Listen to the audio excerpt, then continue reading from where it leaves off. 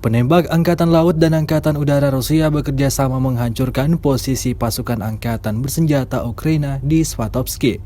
Rekamannya ramai beredar di media sosial Telegram pada Rabu 26 Oktober 2022. Tampak senjata self-propelled Akatsia diandalkan dalam serangan kali ini. Dengan sangat teliti, para pasukan Rusia mengukur jarak dan mempersiapkan peluru dengan baik sebelum diluncurkan. Video berdurasi 43 detik itu sangat jelas memperlihatkan posisi pasukan Ukraina yang porak-poranda akibat serangan dari Akatsia pasukan Rusia.